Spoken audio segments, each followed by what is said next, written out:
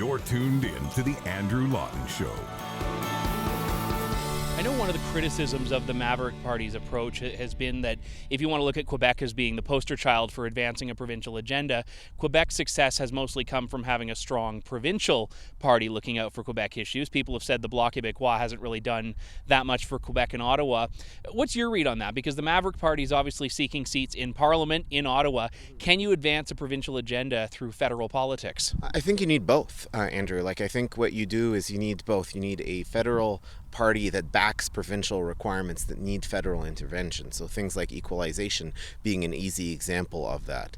So when I look at the Bloc Québécois, for example, Yves Blanchette over the last few days has been on fire and has essentially trolled the other leaders and said, "Hey, I only care about Quebec." Now, what we want is someone that at the federal level, because we have a lot of our industries that are federally regulated. So I think of oil and gas being one, especially pipeline transmissions, and the second one being aviation. So these are two big industries in the riding here.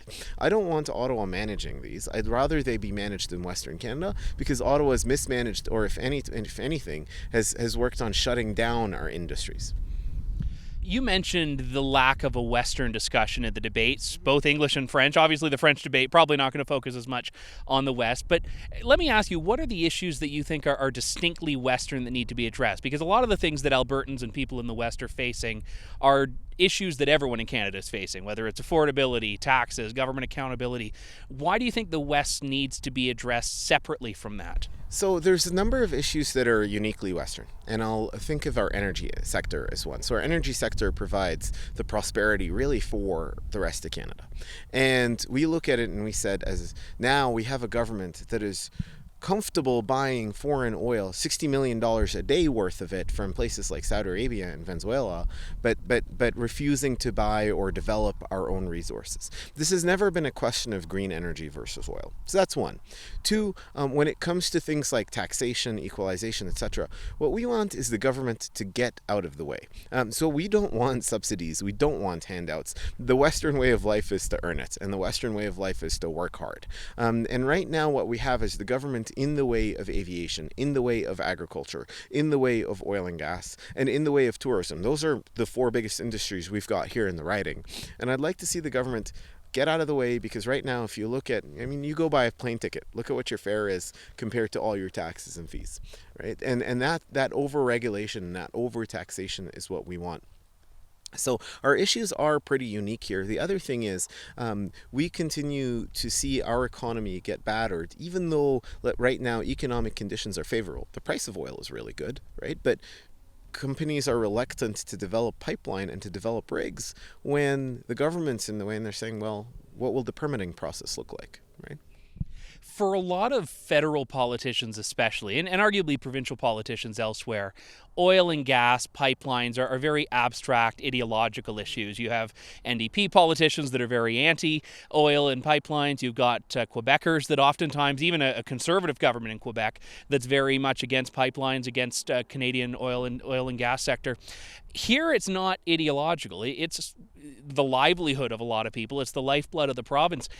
Even the politicians that talk about transitioning and getting people new jobs who are displaced because of anti-oil policies, does any of that actually materialize to something that on the ground people in the oil and gas sector in the West think that they would actually get? It doesn't. That's a great question. It doesn't. I go around and ask, where are all the green jobs around here? And, transition isn't a bad thing, but I look at it and I say nobody regulated the VHS out of existence. Something better came along. Right? And something better, quicker, faster. What we're doing is we're taxing the life out of our industry in favor of buying foreign oil.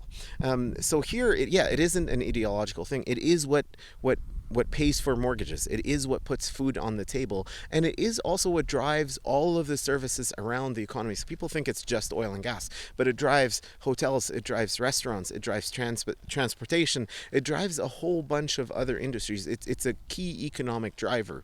And to think that oil consumption in the world and oil demand right now is going up, but we're intent on shutting down a very ethical, very responsible, very human rights forward industry here in the West blows my mind. And I think also the carbon tax is a big one.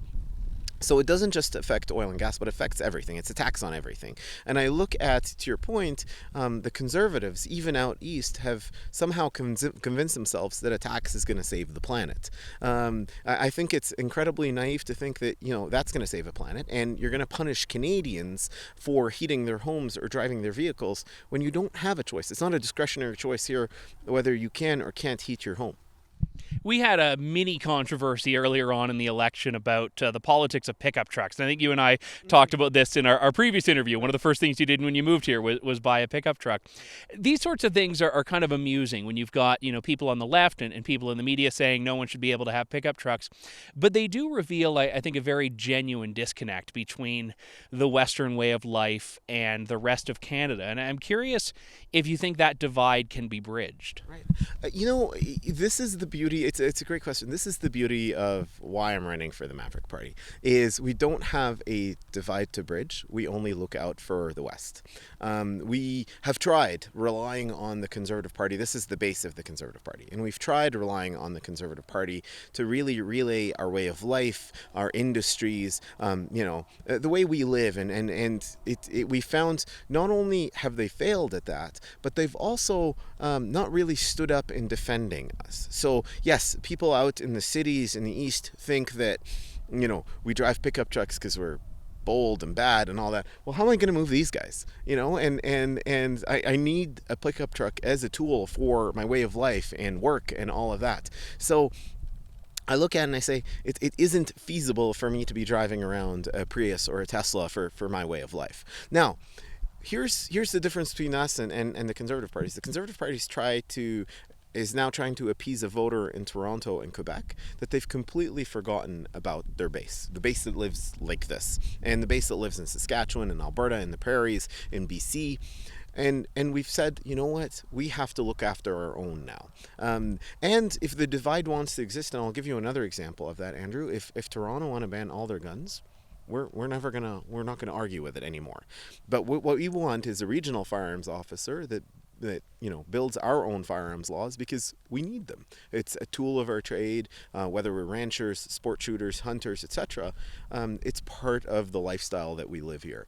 So I look at it and I say the divide exists. For as long as I've known, we've tried educating Eastern Canada on how ethical and cleaner oil is, and how human rights forward it is. We've tried telling them about our lifestyle, and it just seems like it doesn't work. So I'll say, you know what, if the divide exists, let it exist, and let's focus on the West. So at the risk of putting words in your mouth, you're not interested in winning over Zoe in downtown Toronto or Jean-Pierre in Montreal. You just want to be left alone.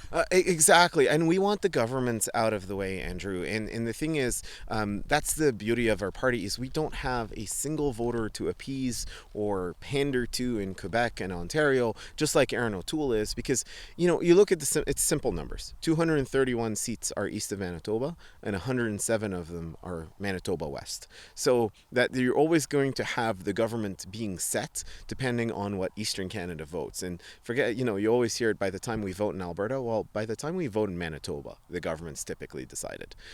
So relying on Eastern Canada to vote one way or another isn't a winning strategy. We need to start voting now on Western issues and saying we want a Western voice. I put out a tweet this morning. I'm like, can you imagine if the West had a Blanchette type in the debates that said Western Canada, Western Canada, Western Canada all the time? Right now, we don't. And I'd like to see that, I hate saying it, but I'd like to see someone speak exclusively for Western Canada and start to push forward, and this is what we're trying to do, is we're trying to push forward constitutional amendments that bring fairness and equity back to Western Canada. So I guess on that note, let's say Mavericks do elect 2 or 3 members of parliament on September 20th.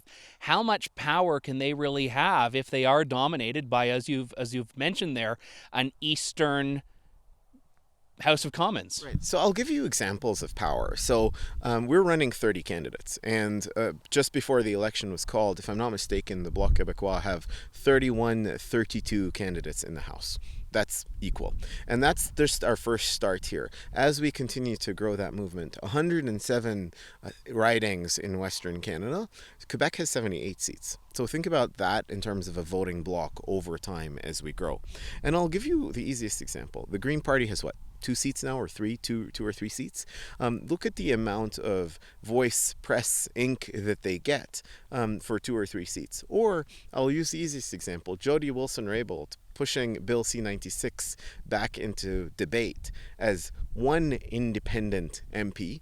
Look at the power she had in the House to bring attention to that issue. So it is possible, and I'd love to see all 30 Maverick candidates go to Ottawa, because it would be the absolute best thing for the West. Now, there is an issue in people's minds here in the West of do we split the vote, etc. Despite the fact that they're very disappointed with Erin O'Toole representing no Western issues, flip-flopping on gun control, flip-flopping on the carbon tax, continuing to appease Quebec for everything that it wants, is the best outcome for Western Canada for this immediate election here in just over 10 days is to see a Erin O'Toole government that gets supported by a Maverick party. Will never form a formal coalition, but you say, if you want our support, then these are a list of demands, including things like scrapping the carbon tax and building an energy corridor.